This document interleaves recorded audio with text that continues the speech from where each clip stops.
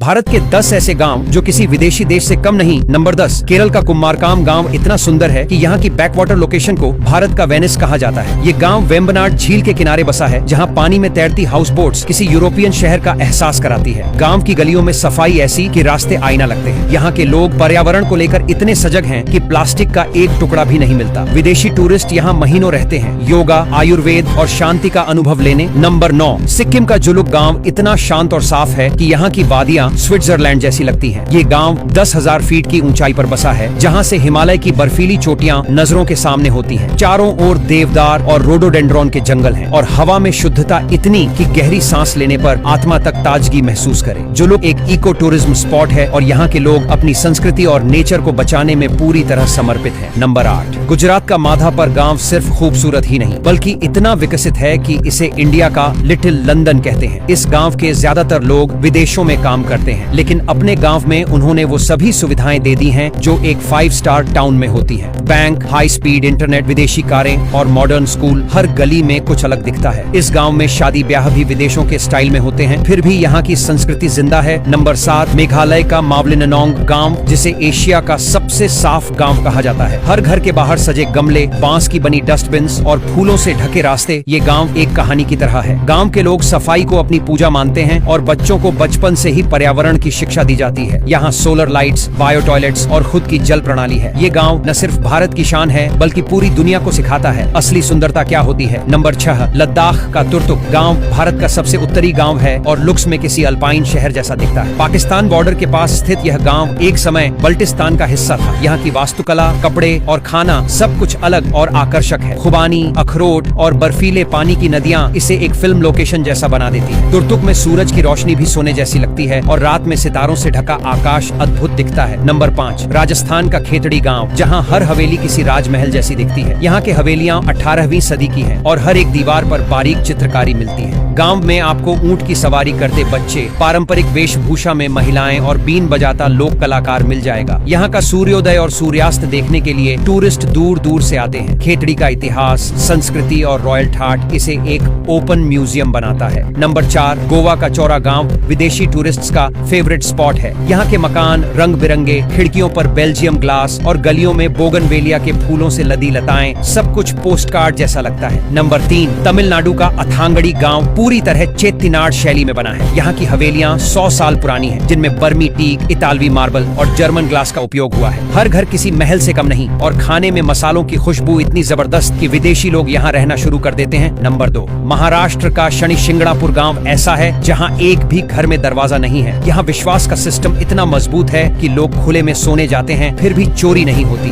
Number 1, Nagaland का खोनोमा गांव Asia का पहला ग्रीन विलेज है। पूरे गांव में बिजली सोलर से चलती है और हर घर में वर्षा जल संग्रह प्रणाली लगी हुई है। यहाँ के लोग पेड़ों को देवता मानते हैं। तो कौन सा गांव आपको सबसे ज्यादा विदेशी जैसा लगा? कमेंट में जरूर बताइए और वीडियो पसंद आए तो लाइक और शेयर करना ना भूलें।